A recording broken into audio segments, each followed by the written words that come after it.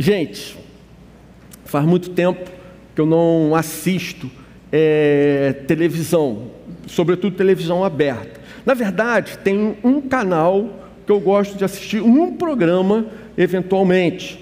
No History Channel passa um programa chamado Trato Feito, que eu acho muito interessante, eu particularmente gosto muito de assistir. Eu acho que talvez os jovens não curtam muito, porque toda a história se passa dentro de uma loja de antiguidades.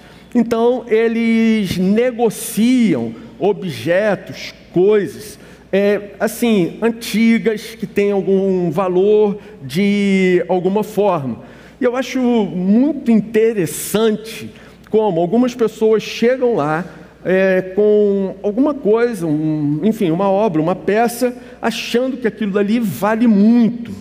E quando eles avaliam, num primeiro momento, o próprio vendedor, os vendedores de lá são muito bem treinados, experientes, eles já olham para aquilo e, de uma maneira geral, eles já sabem, isso daí realmente é valioso, isso daí é original ou não, isso daí é uma cópia fajuta, isso daí não tem nenhum valor e tal. Mas, algumas vezes, eles chamam um perito. Então é muito curioso isso. Às vezes a pessoa chega lá com um quadro, meu avô me passou dizendo que esse quadro era valiosíssimo, não sei o quê, que passou para o meu pai, e agora que eles morreram, passaram para mim, e eu queria vender para vocês por uma fortuna. E aí eles chamam o perito dá uma avaliada lá, e diz assim, por causa desses detalhes aqui, eu posso assegurar que esse seu quadro é falso e que ele não tem valor comercial nenhum. E a pessoa sai de lá absolutamente frustrada. Mas o contrário também acontece.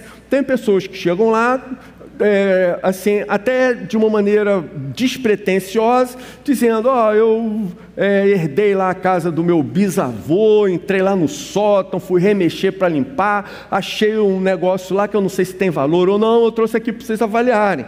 E quando eles não têm segurança a respeito do valor, se a peça é original ou se é falsa, eles sempre chamam, então, peritos, eles chamam especialistas que avaliam. E aí, nessas situações, o perito chega, avalia, observa, e ele fala, olha, com base nos detalhes tais e tais, isso aqui que você achou é um tesouro, isso aqui é altamente valioso, isso aqui vale, de fato, uma fortuna. E aí, então, é muito interessante, nessa loja, você observar essa questão dos valores. Algumas coisas que dão valor não valem nada, outras que não dão tanto valor e se mostram extremamente valiosas, preciosas. Então, algumas coisas que eu observei. Por exemplo, um boneco do Luke Skywalker, ele pode ser comprado por menos de R$100. Mas se for um boneco original do Star Wars de 1978, gente, esse boneco vale R$125 mil. Olha isso, um boneco do Star Wars. Uma camisa original da seleção brasileira vai custar em torno de R$500. Uma camisa original da seleção, R$500. Mas a camisa que o Pelé usou no final da Copa do Mundo de 70 foi vendida recentemente por R$1.200.000. Então, tem uma valorização, alguma coisa acontece que faz com que aquilo ali se torne precioso. Uma outra curiosidade enorme que eu achei, se você for na nossa secretaria, você vai conseguir comprar uma Bíblia ali por menos de R$50. Mas se por acaso você fosse um cara muito abençoado e tivesse um exemplar da Bíblia de Gutenberg, de 1455, só existem 49 no mundo hoje. Um exemplar da Bíblia de Gutenberg, original, de 1455, está estimado em mais de R$150 milhões. Então vejam só, por que essas peças custam tão caro? Porque são itens de colecionadores. Um colecionador é alguém que se identifica com aquela peça, é alguém que conhece o contexto histórico daquele objeto, tem consciência da singularidade e da raridade dela. Ele sabe que aquilo não será reproduzido nunca mais, então ele entende o seu real valor. Agora, irmãos, uma das coisas mais difíceis de nós valorizarmos, uma das coisas mais difíceis de nós quantificarmos é a graça de Deus em nossas vidas. Exatamente por ser gratuita, nós temos a tendência de não lhe dar o devido valor. Aí, Dietrich Bonhoeffer, já é bem conhecido nosso, ele no seu livro Discipulado, ele faz uma análise profunda, extremamente interessante sobre esse tema.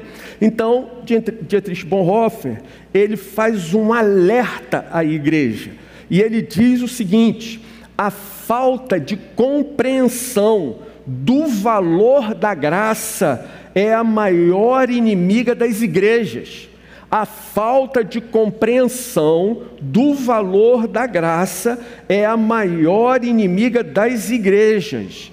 Essa desvalorização da graça, essa falta de entendimento do valor real da graça, significa oferecer o perdão sem que haja um arrependimento verdadeiro. Significa você consolar sem que haja um compromisso em troca. É como um tesouro que é distribuído todos os dias, mas de forma descuidada, sem limites. É uma graça que não tem preço, é uma graça que não tem custo. Então, a ideia é que a conta já foi paga de uma vez por todas. Isso aqui é verdade. A nossa conta já foi paga de uma vez por todas. E o raciocínio equivocado é: então tudo se torna acessível, sem esforço e sem valor. Está percebendo? Então, parte-se de uma suposição correta. A ideia é que a conta já foi paga de uma vez por todas. Isso está correto. A nossa conta, pela fé em Cristo, já foi paga de uma vez por todas. Mas a conclusão está totalmente equivocada.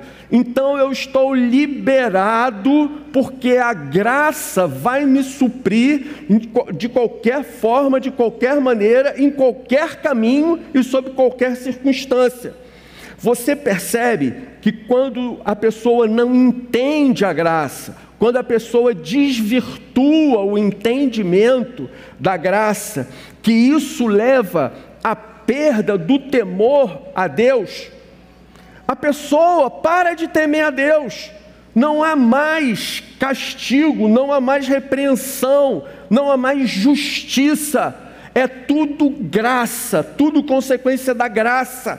Essa graça, ou esse entendimento da graça, está completamente equivocado. Alguém que é de fato alvo da graça, entende que o melhor que ele pode ter agora é a busca de uma vida santa e coerente. Quem acha, como esse pensamento equivocado, que uma vez que a minha conta está paga, eu sou livre e estou aberto a qualquer coisa, na verdade, uma pessoa assim demonstra que ela não foi efetivamente alcançada pela graça salvadora de Jesus. Uma pessoa que, quando ela ouve falar sobre a graça e, consequentemente, ela se chafurda no próprio pecado, essa pessoa não tem o direito de julgar que essa graça foi poderosa o suficiente para salvá-la. Se a graça não foi suficiente para lhe dar uma vida santa, por que você acredita que ela vai ser suficiente para te livrar do inferno? Essa que é a ideia.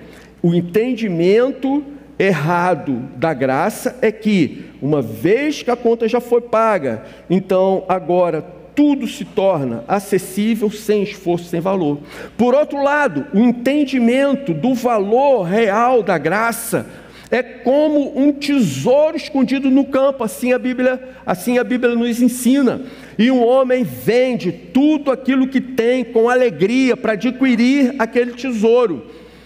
O real valor da graça é como o comerciante que negocia pérolas. Então ele acha uma pérola diferenciada, de um valor inestimável. Ele não hesita em vender toda a sua coleção para adquirir aquela pérola de grande valor. O valor real da graça é o chamado de Jesus, diante do qual o discípulo imediatamente deixa suas redes e segue o Mestre. A graça é a porta a qual devemos bater continuamente até que ela se abra. Acima de tudo, gente, essa graça, ela é muito preciosa, porque ela é grátis para nós, mas ela custou muito caro para Deus. Ela custou a vida de seu Filho. Por isso, nós não podemos menosprezá-la. Aquilo que custou tão caro a Deus não pode ser menosprezado por nós. Irmãos queridos, dito isso, vamos ao texto. Eu queria ler com vocês o texto que está na segunda carta aos Coríntios, capítulo 12, a partir do versículo 7.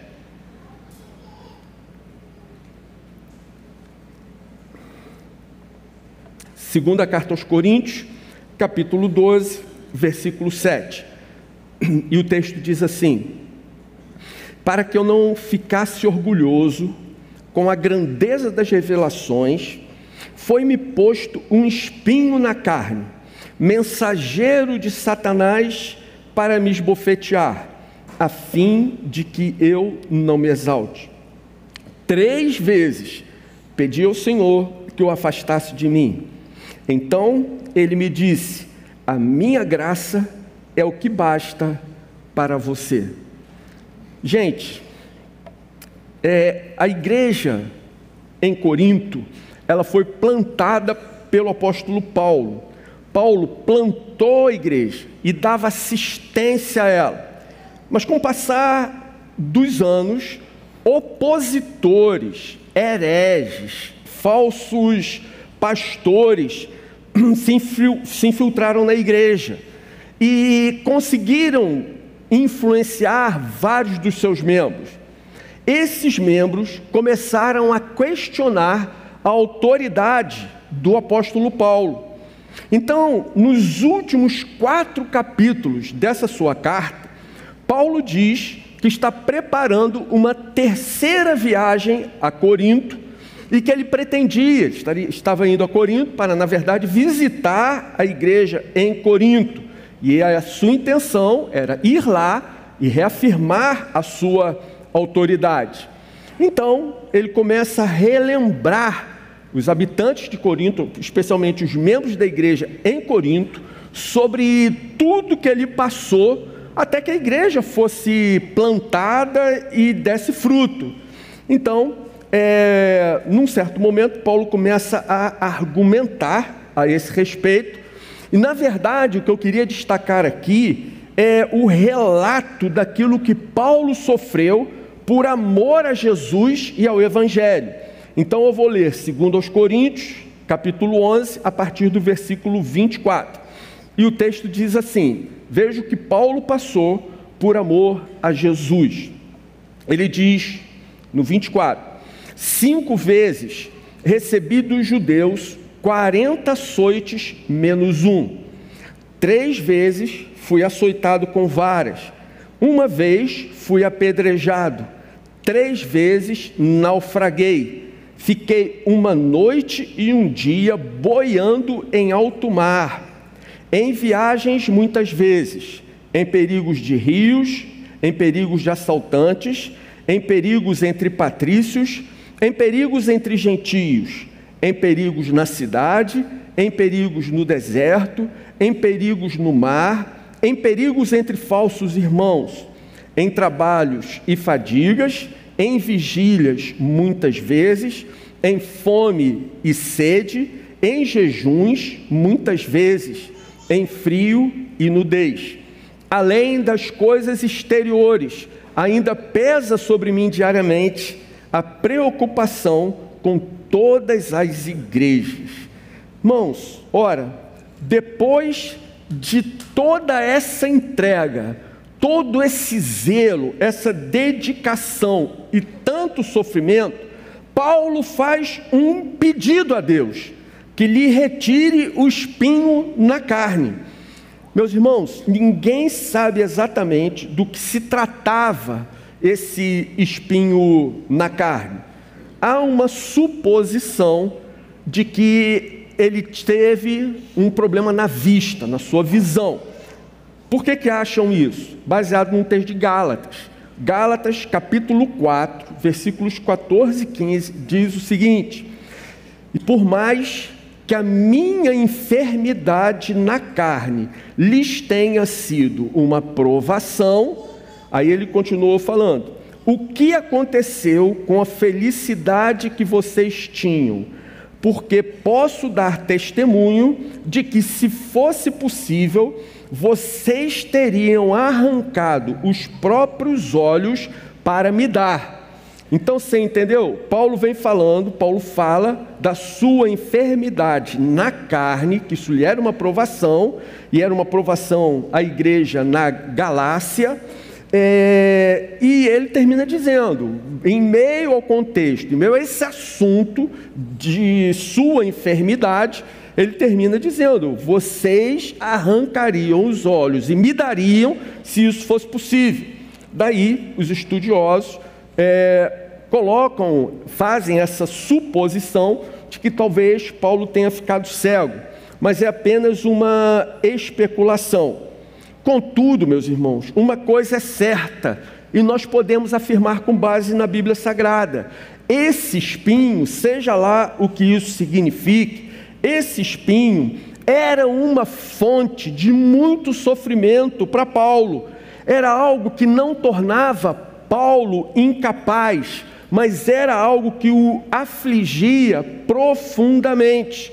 Então, diante dessa aflição, diante desse sofrimento, diante dessa dor, o texto diz que Paulo ora repetidamente pedindo a intervenção de Deus.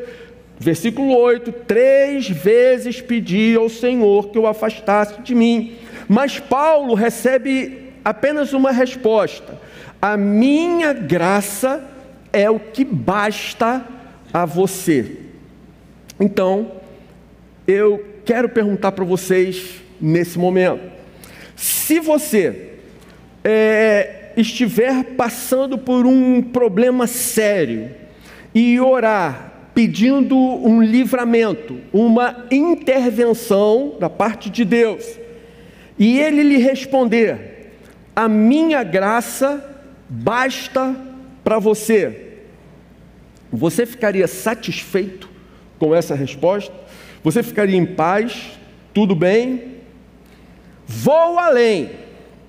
Se você fosse ainda mais dedicado à obra de Deus do que é, se você estivesse com sua leitura bíblica bianual em dia, se fosse um membro ativo em sua célula, se servisse zelosamente no ministério de serviço, no Kids ou algum outro ministério, se você estivesse ao mesmo tempo levando muito a sério o compromisso que você assumiu com Jesus e passasse por uma crise intensa, passasse por um sério problema, e então você clamasse a Deus pedindo uma solução, e Deus lhe responde, a minha graça é o que basta para você, você se daria por satisfeito? Pois bem, gente, este é o ápice, o clímax, o momento máximo dessa carta. A declaração de Deus de que sua graça é o que basta para nós. A graça de Deus é suficiente para nós. Sua graça é uma fonte inesgotável de contentamento. Sua graça é capaz de nos satisfazer plenamente. Sua graça nos realiza completamente. Olha, eu concordo com você.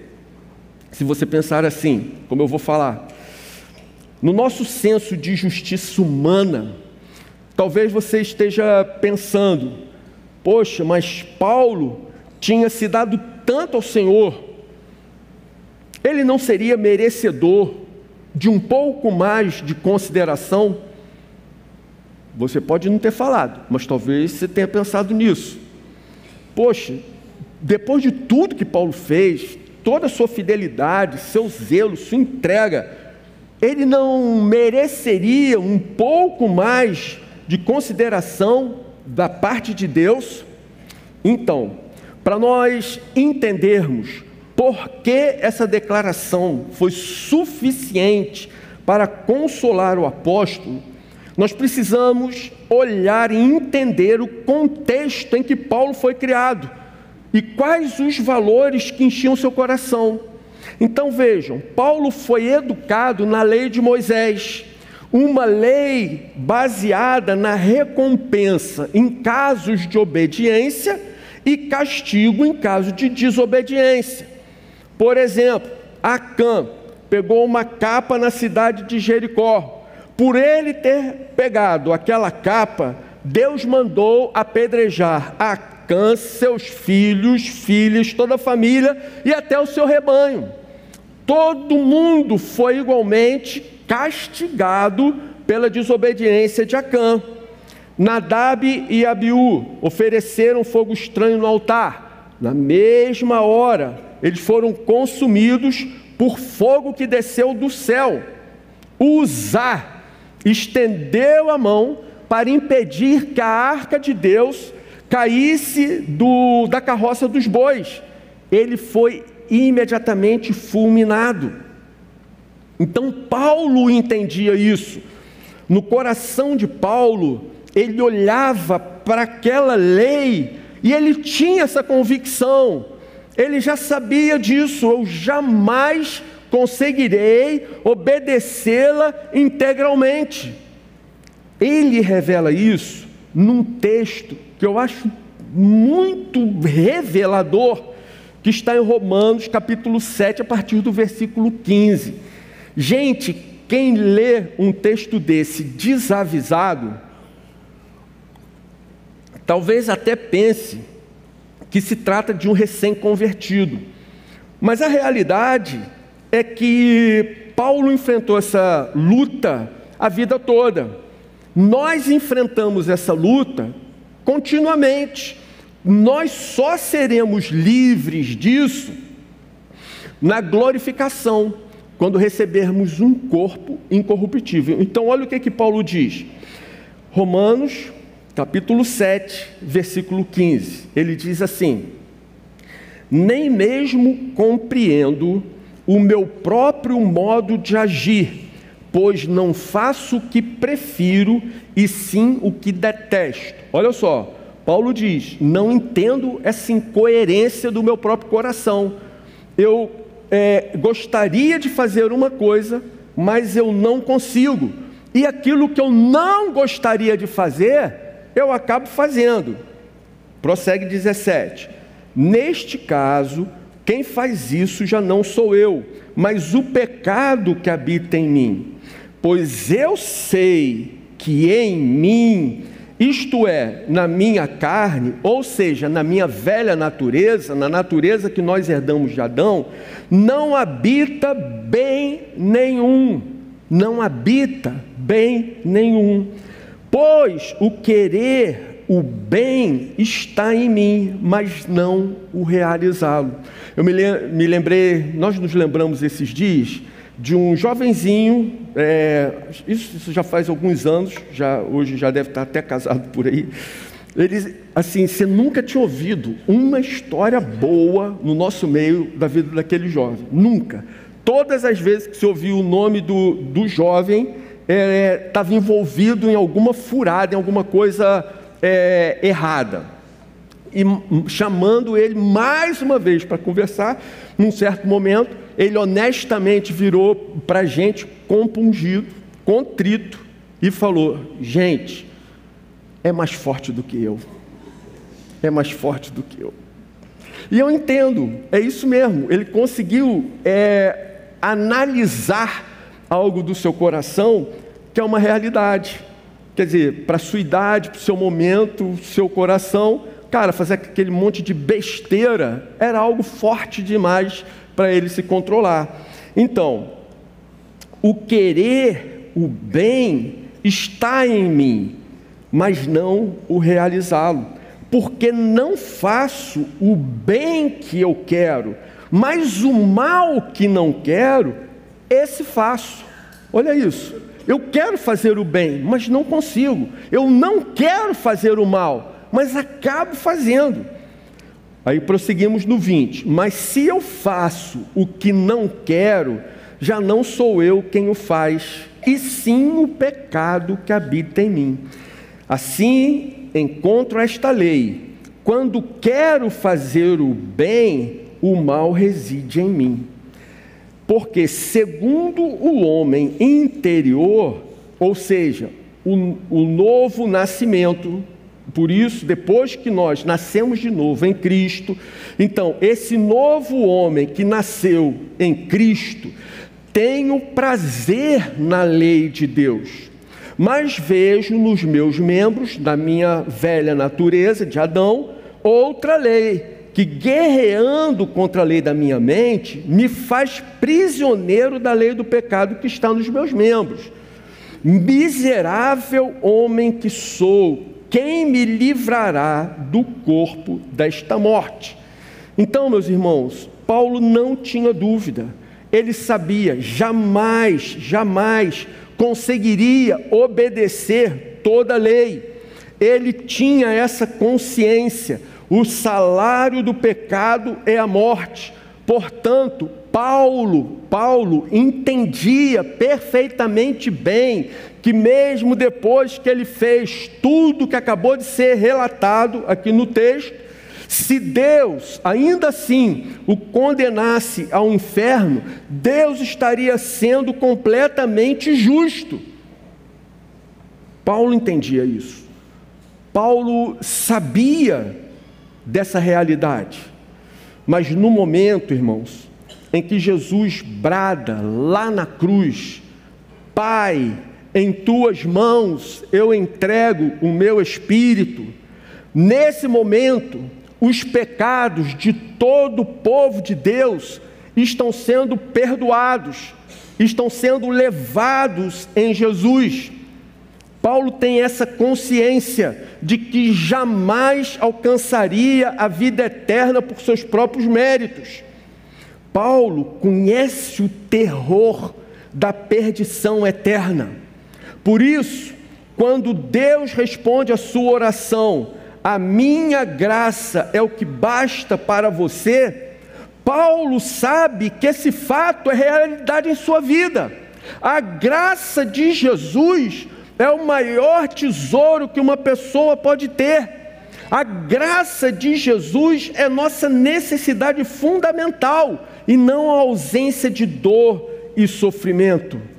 Irmãos, vai chegar o dia, e esse dia está perto, em que todos nós estaremos diante de Deus e todos nós iremos prestar contas dos nossos atos.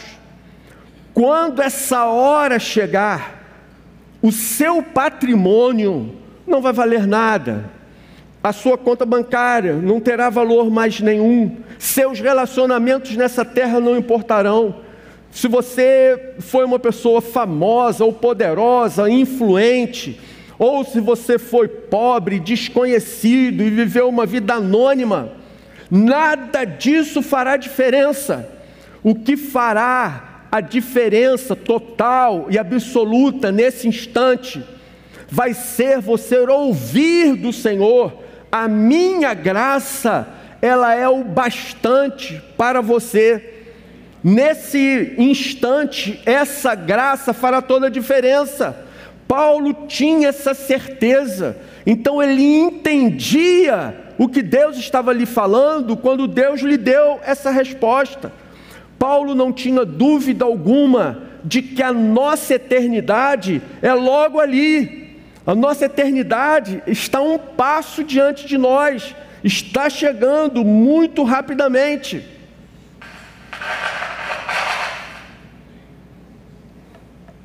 As trombetas estão soando. Irmãos,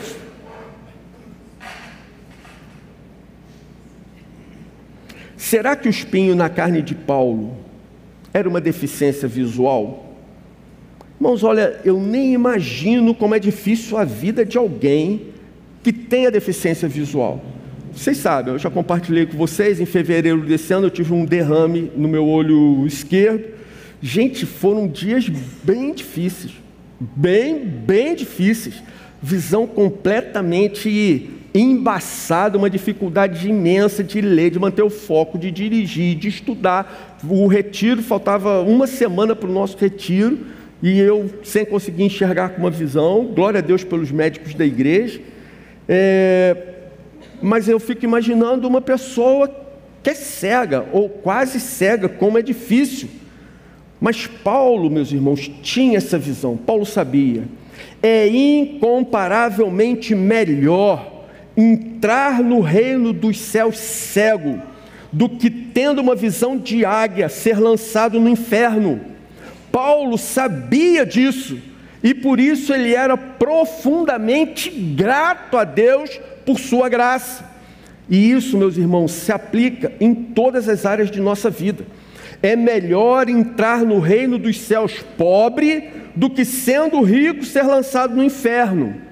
É melhor entrar no reino dos céus com a saúde debilitada do que, sendo muito saudável, ser lançado no inferno. É melhor entrar no reino dos céus injustiçado do que, tendo feito justiça com as próprias mãos, ser lançado no inferno. É melhor entrar no reino dos céus ridicularizado e menosprezado do que, sendo o rapaz ou a moça mais popular do colégio, ser lançado no inferno. Sendo assim, gente querida, a melhor resposta que um cristão maduro pode querer ouvir em suas orações é: a minha graça é o que basta para você. Dito isso, vamos às aplicações. Primeira aplicação: valorize a graça salvadora. Valorize a graça salvadora. Quase todos os homens naturais, ou seja, que não nasceram de novo, quase todos os homens naturais que ouvem falar do inferno, alimentam a ilusão de que vão escapar dele. Mas quando nós aqui estamos lúcidos, nós percebemos a gravidade dos nossos pecados e nossa consequente condenação. Como Jonathan Edwards falou num dos seus famosos sermões, ele disse: não há nada a não ser a boa vontade de Deus. Não há nada a não ser a boa vontade de Deus que impeça os homens de caírem no inferno a qualquer momento. A única coisa que impede que os homens caiam subitamente no inferno é a boa vontade de Deus. O fato de hoje nós gozarmos de boa saúde, de não prevermos que podemos deixar esse mundo a qualquer momento, num instante, por um acidente, de não haver um perigo visível à nossa volta, gente, nada disso nos serve de segurança para a eternidade. A verdade é que todos nós estamos à beira da eternidade. Nosso próximo passo já pode ser no outro mundo. O fundador do Exército da Salvação, só um parênteses, Exército da Salvação é uma igreja. O Exército da Salvação é uma igreja. É uma igreja um pouco diferente, eles têm uma cultura e têm costumes um pouco diferentes, mas é uma igreja cristã, evangélica, protestante, igual as igrejas protestantes que nós conhecemos. Culturalmente, eles usam aqueles uniformes, porque a ideia, quando o Exército da Salvação foi fundado, é de que eles seriam o exército da salvação de Deus. Então, as pessoas na igreja, os membros da igreja, têm o hábito de andarem uniformizados, como se fossem de fato militares. E eles têm um ponto muito forte na ação social. Nos Estados Unidos, o Exército da Salvação é extremamente bem visto, porque sempre que acontece uma catástrofe, o Exército da Salvação consegue chegar, dar auxílio, providenciar primeiros socorros,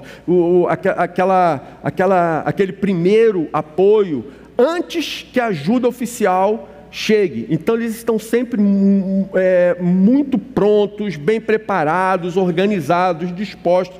Lá nos Estados Unidos eles são extremamente influentes, mas nós vemos muito por aqui no Brasil e em Niterói também. No centro de Niterói tem uma igreja do Exército de Salvação bem antiga e muito conhecida. Então, o seu fundador chama William Booth e ele disse o seguinte: se pudesse, eu gostaria de proporcionar aos meus seminaristas em fim de curso a oportunidade de passarem 24 horas espiando para dentro do inferno, para que eles contemplassem o tormento que ali impera.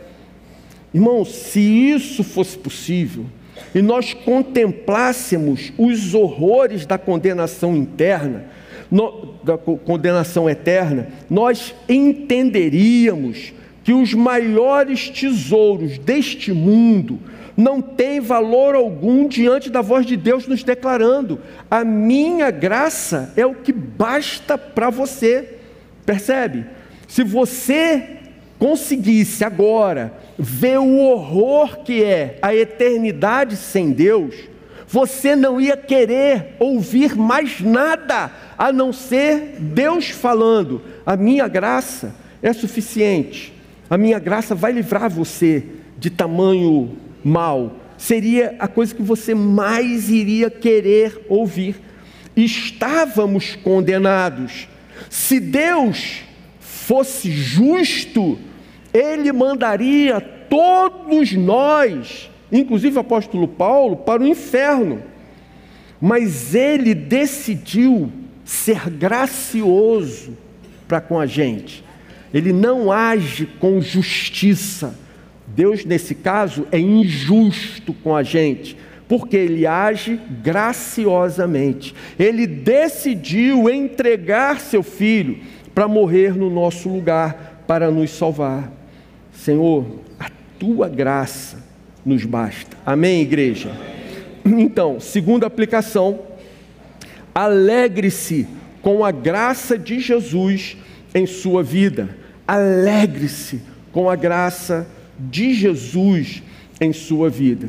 Meus irmãos queridos, a graça de Deus é totalmente suficiente para sermos felizes nessa vida. A graça de Deus é tudo que nós precisamos. Deixa eu fazer uma outra pergunta para você aqui agora. O que você acha que você precisaria ter ou ser para se sentir uma pessoa feliz, satisfeita? O que você acha que precisaria ter para se considerar uma pessoa feliz? Ter ou ser? Olha que coisa interessante. Eu já falei isso aqui há muito tempo atrás, mas eu acho que foi assim algo forte, que de vez em quando alguém me lembra que eu disse isso aqui. Mas olha só, eu achei muito interessante isso e quero repetir. Fizeram pergunta semelhante para um bilionário chamado Andrew Carnegie. E Andrew Carnegie foi um dos maiores bilionários da história. Então perguntaram a ele: quanto um bilionário precisa ganhar para se sentir satisfeito? E sua resposta foi: só um pouco mais. Quanto você precisa ganhar para se sentir satisfeito? Só um pouco mais. Sabe o que essa resposta nos ensina? Que o dinheiro não vai fazer ninguém satisfeito, que não são essas coisas, não são as coisas mundanas que trarão a efetiva satisfação ao seu coração, não serão as coisas dessa vida que farão você se sentir feliz. Muitas vezes eu já vi esportistas de ponta, abarrotados de medalhas de ouro, que dizem que quando eles chegam no pódio e mais uma vez conquistam um campeonato, tiram o primeiro lugar, recebem uma medalha, que naquele exato momento uma angústia imensa, um vazio imenso toma o seu coração, enche o seu peito. Meus irmãos, há uma única coisa capaz de satisfazer esse vazio que é do tamanho de Deus, que é a presença de Jesus em nós. Nós vivemos permanentemente, ou melhor, nós tendemos a viver permanentemente insatisfeitos com o que temos e somos. A única forma de nós solucionarmos essa questão é nós entendermos que se Deus fosse exercer sua justiça sobre nós, se Deus fosse ser justo com a gente, nós seríamos lançados irremediavelmente no inferno. E quando entendemos o valor da sua graça, então isso nos enche plenamente e nos deixa totalmente satisfeitos, independentemente das circunstâncias que vivemos. Meus irmãos, a eternidade é logo ali. A Bíblia explica que nós, quando chegarmos lá, nós vamos viver momentos, nós vamos viver, retiro os momentos, nós vamos viver num estado de plenitude de paz, plenitude de alegria, na presença do nosso Deus. E o que vai ser melhor de tudo é que isso não terá mais fim, diferentemente da festa de filhos e pais que teve ontem aqui na igreja e que eu falei uma verdade brincando, que o que foi ruim foi que terminou. Na eternidade, a festa nunca mais vai acabar, isso nunca mais terá fim, nós habitaremos com o nosso Deus para todo sempre. Então essa contemplação de que isso vai acontecer, e vai acontecer em breve, é que enchia o coração de Paulo de satisfação, de alegria e de plenitude. Em terceiro lugar, mantenha sua confiança no Senhor. Quem está no controle é o nosso Deus. É a Ele que devemos nos dirigir sempre em oração. É a Deus que devemos nos dirigir sempre. Veja o que diz o versículo 7 do texto que lemos. Foi-me posto um espinho na carne, mensageiro de Satanás, para me esbofetear, a fim de que eu não me exalte. 3 vezes pedi ao Senhor para que o afastasse de mim. Gente, você viu que coisa interessante? Paulo não estava nem aí para o chifrudo.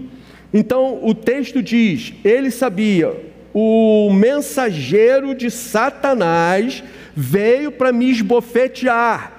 Ele em momento nenhum se dirige ao inimigo, em momento nenhum ele diz, sai Satanás, Satanás, pega leve, Satanás, maneira aí. Ele nunca se dirige a Satanás, mas ele se dirige ao Senhor. Ele 3 vezes pedia ao Senhor que o afastasse de mim. Nosso relacionamento é com o nosso Deus. Nós temos que nos dirigir ao nosso Deus. Essas forças malignas são apenas instrumentos nas mãos do nosso Deus, que é o Todo-Poderoso. Então vejam só como que Paulo fala.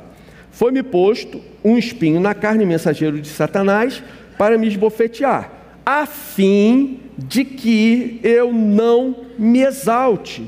Então Paulo viu uma finalidade naquele sofrimento. Paulo entendia que aquela aflição tinha um sentido, tinha uma razão de existir. No caso dele, a fim de que eu não me exalte, disse o apóstolo.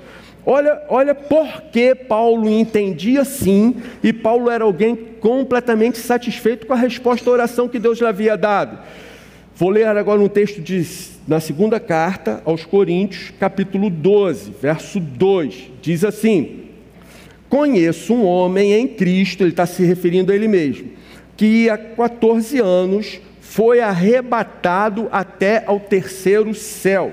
Deixa eu abrir um parênteses aqui para falar terceiro céu. O que é terceiro céu? Na cultura grega, Corinto era uma cidade na Grécia. Na cultura grega, eles entendiam que havia 3 céus.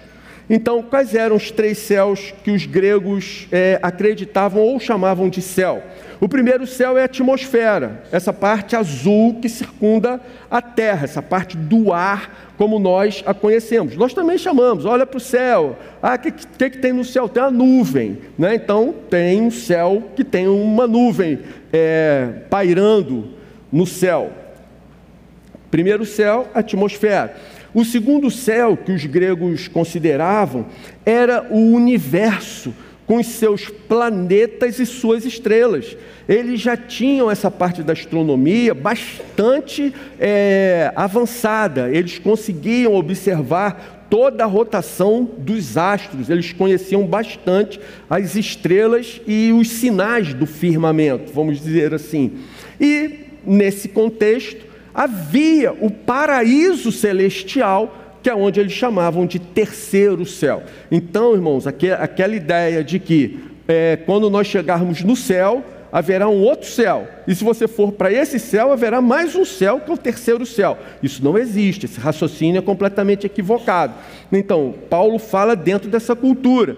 Então, quando ele diz que foi ao terceiro céu, ele está dizendo, eu fui ao paraíso celestial. Então Paulo foi arrebatado até o paraíso celestial, e aí ele continua dizendo, eu sei que este homem, continuando a se referir a ele mesmo, se no corpo ou sem o corpo, não sei, Deus o sabe, ele não tem certeza, foi uma experiência tão forte, que ele não tem certeza se aquilo foi uma revelação, ou se de fato ele foi transladado até o céu.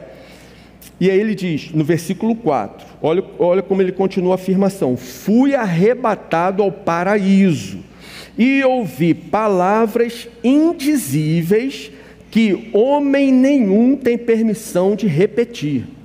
Então, ele entende isso, ele foi arrebatado ao paraíso, e ele disse que ouviu coisas misteriosas, maravilhosas, magníficas, majestosas, sublimes, que ele não tinha o direito de repetir tais coisas.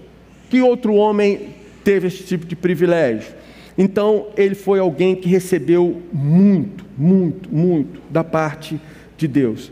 Sendo assim, ele entende, e aí a gente volta para o versículo 7, para que eu não ficasse orgulhoso com a grandeza das revelações, foi-me posto um espinho na carne, mensageiro de Satanás, para me esbofetear, a fim de que eu não me exalte. Paulo conhecia a sua própria natureza, ele via, entendia essa situação de dor que ele estava vivendo, ele entendia que isso não era resultado apenas da maldade de Satanás, mas da bondade de Deus para preservá-lo da vaidade, da arrogância e da soberba. Portanto, meus irmãos, ele entendia perfeitamente a resposta de Deus à sua oração. A minha graça é o que basta para você. Você pode dizer amém? Amém. Vamos fazer uma oração?